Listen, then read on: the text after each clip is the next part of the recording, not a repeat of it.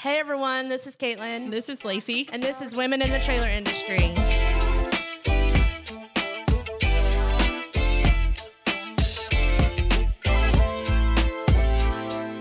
Today we're going to talk about a little bit about our integrating new team members into our team and just some things we've learned about that. So Lacey, most of it's affected your team. Yes. So what has your thoughts been on the sales side and what's that look like for you? So, taking on new members is always exciting. I think that it's exciting because you get a new atmosphere of what the sales room looks like. What is that culture? And if you've already built a good culture, then you know that you're bringing them into a good situation, and it's not going to be like just like I wouldn't say dog eat dog, because it could be that way, and that's fun too, on the sales side. But more just like where they take those people in, they learn who they are, and they're open to having new ideas, new perspectives in the room. So I think that's been really exciting. The people that we've brought on board are really good resources and additions to our team. I think they bring a good book of contacts with them. And so we are already seeing kind of an influx of those customer base coming over from them. So that's all good stuff.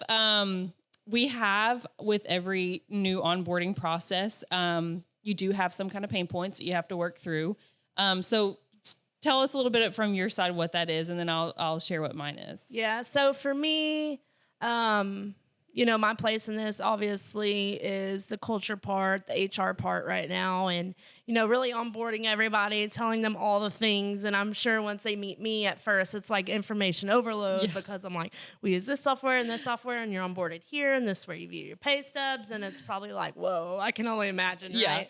I need a pen and paper. Like, it's all on your email. Don't bother. But, so just kind of streamlining those processes. I think I have it as streamlined as I could possibly get, but going in, sharing what our vision of the company is, what our core values are, what we're going to expect from them, is good and bad. I mean, I'm always wondering what the other side thinks at that time, and I'm sure I could ask somebody, but to get some self-feedback on how that process looks. But from a tech side, I mean, you have to make sure all the boxes are checked, all the things are done.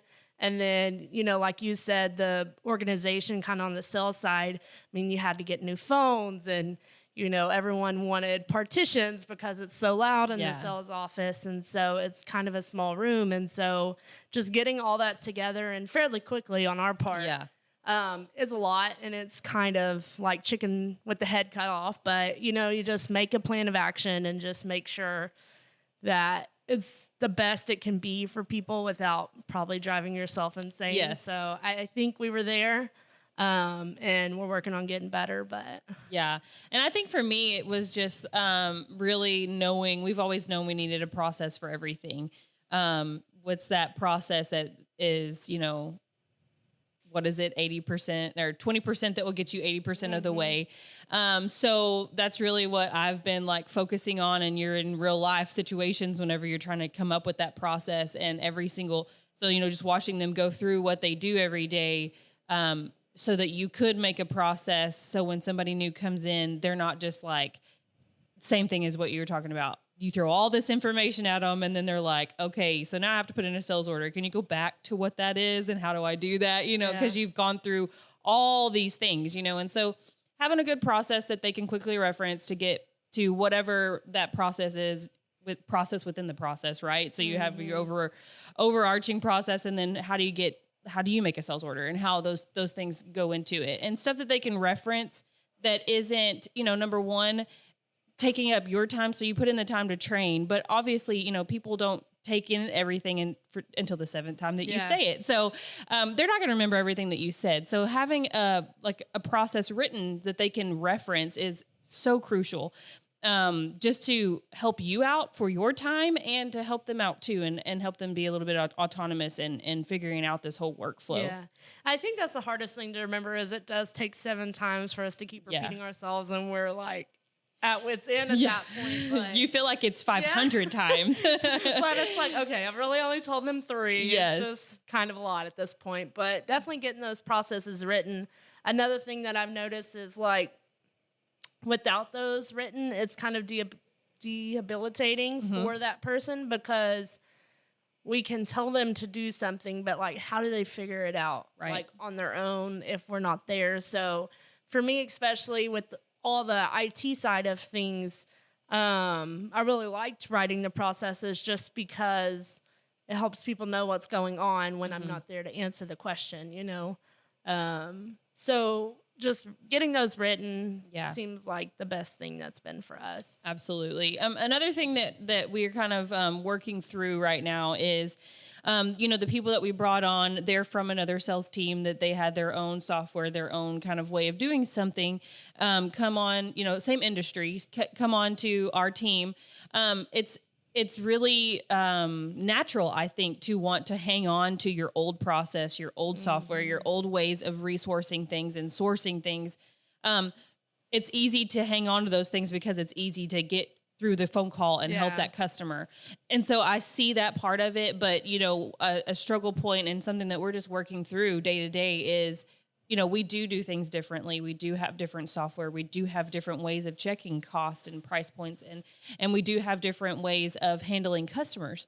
And so it's a hard transition, but I think that we have a really good team and they are transitioning really, really well. I mean, we're just in week 2. Of everybody being here. And so, everybody's fast. We're learning fast. We know that we're fast paced this year. And so we are, just doing everything that we can to give them those resources that they can reference. Yep. And coming up, we even have more team members coming on. Absolutely. So I'm really excited to see kind of like where that pushes us, so that we can create a new wave of people doing, Yes. That's what I always tell Tyler is, like, the doers kind of moved up in leadership position, and now we're hiring more people and we're making them doers. And so it was like last year was kind of a transition point, but we couldn't lead and do and all that at the same time. So it'll be really exciting to get all the new team members, everyone in their flow, with everyone we already have.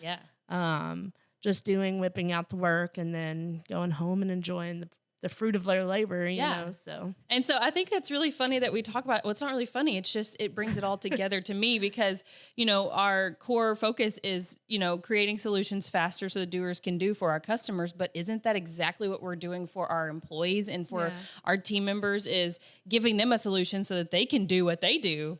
So that the customer can then do what they do. It's just, it all comes together and it's so beautiful. Like, like we've done something right, like.